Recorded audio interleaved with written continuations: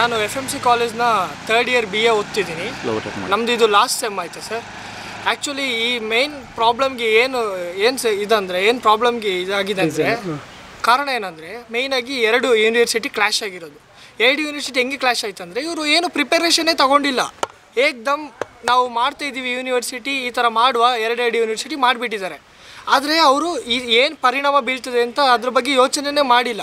ಈಗ ಸ್ಟೂಡೆಂಟ್ಸ್ ಆಗಿರ್ಬೋದು 6 ಮಂತ್ ಆಯ್ತಲ್ಲ ಈ ಸೆಮ್ಮಲ್ಲಿ ಒಂದು ಕ್ಲಾಸ್ ಸರಿಯಾಗಿ ಯಾರಿಗೂ ತೆಗೆದಿಲ್ಲ ಆಯಿತಾ ಸರ್. ಈ VC ಏನು ಮಾಡಿದ್ದಾರೆ ಅಂದರೆ ಒಂದೇ ಒಂದು ಸಲ ನಮಗೆ ಇಲ್ಲಿ ಬಂದುಬಿಟ್ಟು ವಿಸಿಟ್ ಕೊಟ್ಟರು. ವಿಸಿಟ್ ಕೊಟ್ಟಮೇಲೆ ನಮ್ಮ ಪ್ರಾಬ್ಲಮ್ ಏನು ಅಂತ ಕೇಳಿ ಸೊಲ್ಯೂಷನ್ ಕೊಡಬೇಕಲ್ವಾ. ಇದು ಸೊಲ್ಯೂಷನ್ ಏನೂ ಕೊಟ್ಟಿಲ್ಲ. ಸೀದಾ ಅವ್ರು ಬಂದರು, ಸೀದಾ ಅವ್ರು ಹೋದರು. ಆದರೆ ಪಾಪ ಗೆಸ್ಟ್ ಲೆಕ್ಚರ್ಸಿಗೆ ಸಹ ಅವ್ರಿಗೆ ಸಹ ಪೇಮೆಂಟ್ ಬೇಕು. ಅವ್ರಿಗೆ ಸ್ಯಾಲರಿ ಇಲ್ಲ ಅಂದರೆ ಅವ್ರ ಮನೆ ಸಹ ನಡಿಬೇಕು. ಅವ್ರಿಗೂ ಈ ಪೇಮೆಂಟ್ನೇ ನಂಬಿ ಅವ್ರ ಜೀವನ ನಡೀತಿರ್ತದೆ. ಅವ್ರದ್ದು ತಪ್ಪು ಅಂತ ನಾನು ಹೇಳೋದೇ ಇಲ್ಲ. ಯಾಕಂದರೆ ಅವ್ರಿಗೆ ಪೇಮೆಂಟ್ ಹಾಕಿದ್ರೇ ಅವ್ರು ನಮಗೆ ವಿದ್ಯಾಭ್ಯಾಸ ಮಾಡೋಕ್ಕಾಗ ಸಾಧ್ಯ. ಯಾವುದೇ ಟೀಚರ್ ಆದರೂ ಸಹ ಅವ್ರ ಕುಟುಂಬನ ಸಾಕೋಕ್ಕೆ ಅವ್ರಿಗೆ ಸ್ಯಾಲರಿ ಬೇಕೇ ಬೇಕು.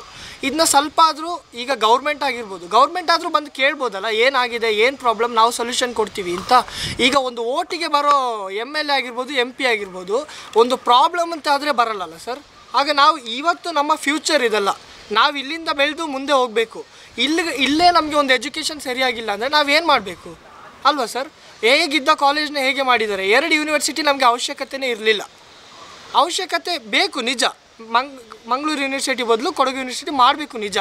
ಆದರೆ ಇವರು ಯಾವ ರೀತಿ ಮಾಡಬೇಕು, ಒಂದು ಮುನ್ನೆಚ್ಚರಿಕೆ ಇರಬೇಕು.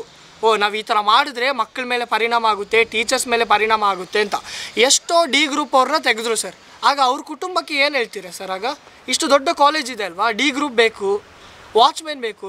ಹೇಗಿದ್ದ ಕಾಲೇಜ್ನ ಹೇಗೆ ಮಾಡಿಟ್ಟಿದ್ದಾರೆ ಅಲ್ವಾ ಸರ್. ನಿಮ್ಮ ಪ್ರಕಾರನೇ ಇಟ್ಕೊಳ್ಳಿ. ಈಗ ಸ್ಟೂಡೆಂಟ್ಸ್ಗೆ ಒಂದು ಕರೆಕ್ಟ್ ವಿದ್ಯಾಭ್ಯಾಸ ಇಲ್ಲ ಅಂದರೆ ಮುಂದೆ ಅವ್ರು ಹೋಗಿ ಏನು ಮಾಡ್ತಾರೆ, ಇದನ್ನೇ ಕಲಿತಾರೆ.